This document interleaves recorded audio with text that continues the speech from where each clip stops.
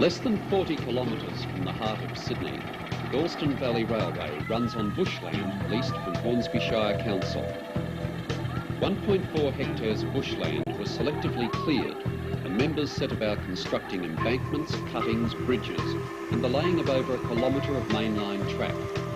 Hornsby and District Model Engineers Society Cooperative Limited was formed in 1974 and now has more than 180 members. This old fella's Bill Silverside, and of course I'm Alan Head, and we're a couple of good old mates. We've been together for quite a few years now in the railway.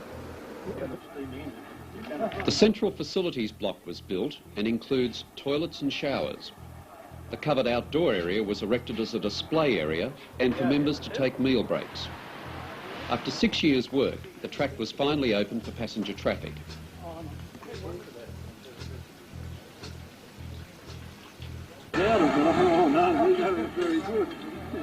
Models are unloaded off-road transport by the Traverser and onto tracks leading directly into the steaming bays.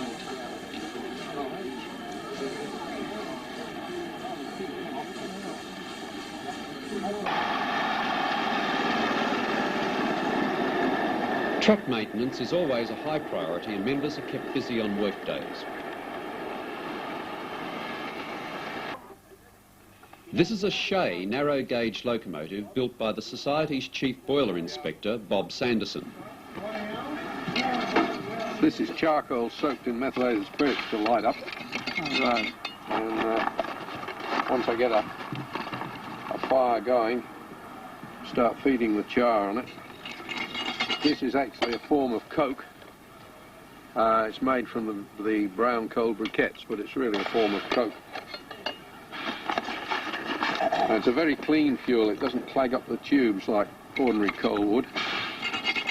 We could burn ordinary coal, but we'd probably have to stop and clean the tubes halfway through an afternoon's running.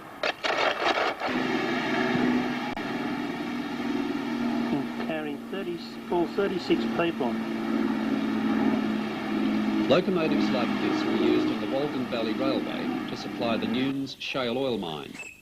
Because of its unique gear drive, the loco has a very high tractive effort, and on a trial it pulled a load of 36 people. That's more than 2.5 tonnes round a track with a maximum upgrade of 1 in 80. The dog's name, by the way, is Oscar.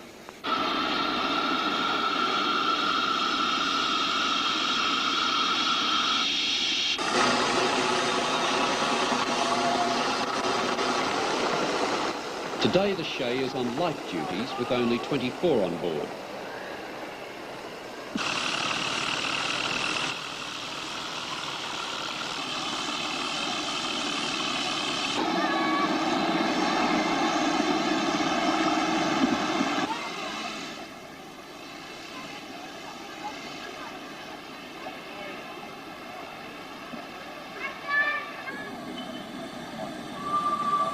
One Sunday each month, the track is open to the public.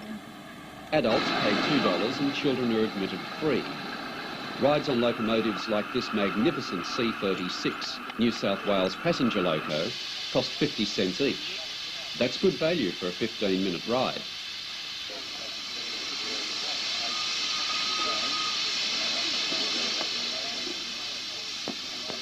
This model was made by the Reverend Milton Brown, chaplain to the Society.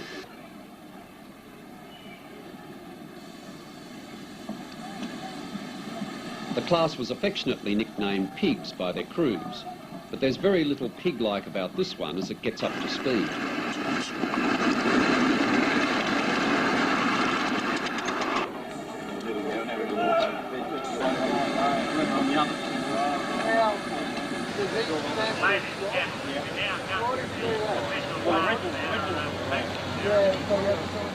Today the steaming bays are more busy than usual as the Society celebrates its 19th birthday with a visit from patron Kevin Rizzoli MP, who was invited to open the proceedings by Society Chairman John Snowden. He is consented this morning to open the proceedings for us, but before so, I would like to thank our members for the work they've put into the preparations for today and tomorrow. I'd like to welcome our visiting model engineers that come from quite some distant places. You probably noticed on the flyers that we had that today is our 19th birthday. You probably realise that a terrific amount of work has been put into this site since that first opening. We leased the land from the Hornsby Council, and without their continuing support we wouldn't be able to exist. We have a membership of close on 180, and it's growing all the time. I assure you that what you do is a very generous pursuit, because there are just so many other people who get an enormous amount of interest and pleasure out of coming here and observing what you and your members do. Congratulations on all the work you've done to date. Every time I come here there are further improvements, and I know that you've got many things in the planning stage, and which will keep you going for many years to come. But it is one of the jewels in the crown here, and without further ado I have much pleasure in declaring this anniversary open day officially open. Thank you. After the speeches, Mr. Rizzoli and the official party are taken for a tour around the track called by Alan Head's C35.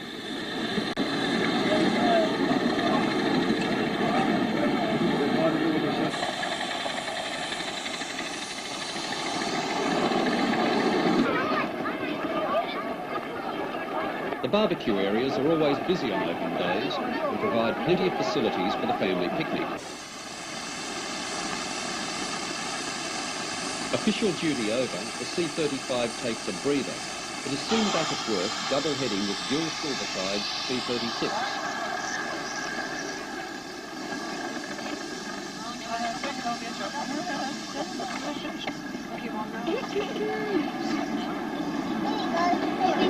Hey, we've still got a stop signal.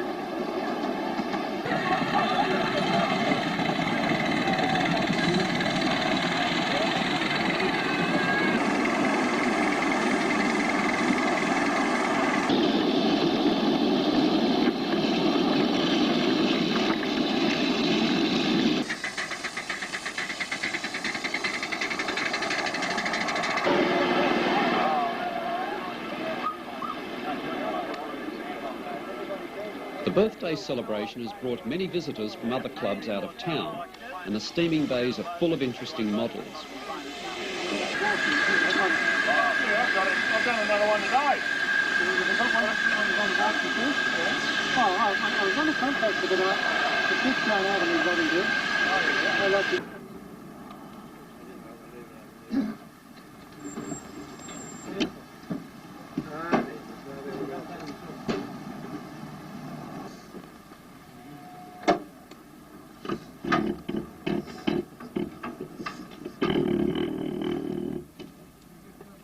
Brian Harris unloads his split-cylinder heavy freight 58 class loco, and it's not too long before it's steaming round the track.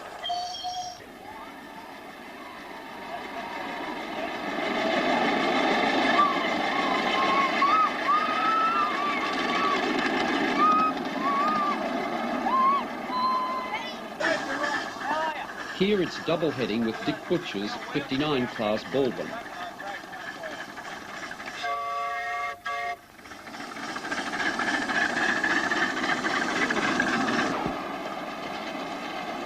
A New South Wales 70 class diesel, battery powered, with Ted Gray driving.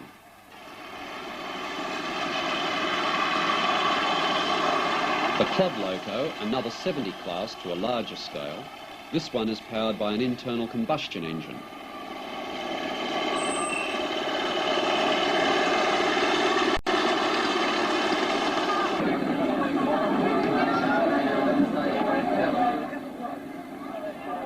Although steam locomotives form the main subjects, there are many other fine models to see.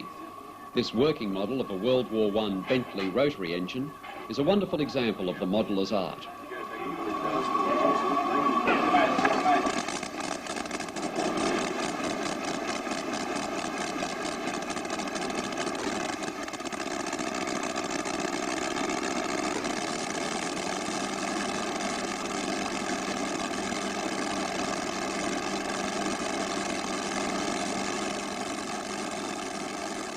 A Napier engine for the supermarine racing seaplanes. A more leisurely subject is Alan Fern's steam-launched dolly.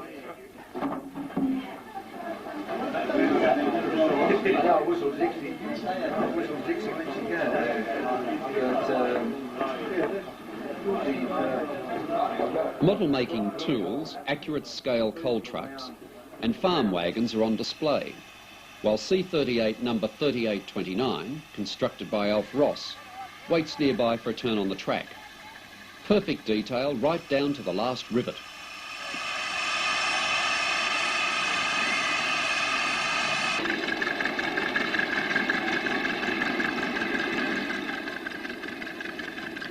Arthur Jones gets up a fine turn of speed on his non-streamlined C-38, number 3822, with a full load of passengers. Back in the static display, a part-completed New South Wales loco of early vintage stands with its boiler still to be fitted.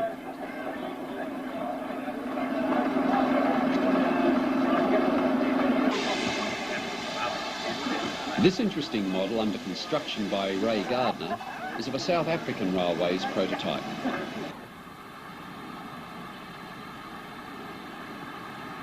A good look at the driving wheels of Reg Waters' very finely detailed Great Western Granville Manor. A match to the firebox, switch on the blower, and the process of getting up steam begins. And you built this from scratch? And you built this from scratch, did you? And the blowers too? And the blower. The engine has a hard day's running ahead, and the motions get a good oiling. It would take to build? It took me 5 years. The model took 5 years to build. It's now been running for 13 years and still has the original bearings. Do you have to replace the wheels? No, the Original castings last? wheels actually are quite good, really. There's some wear in the bushes at the moment.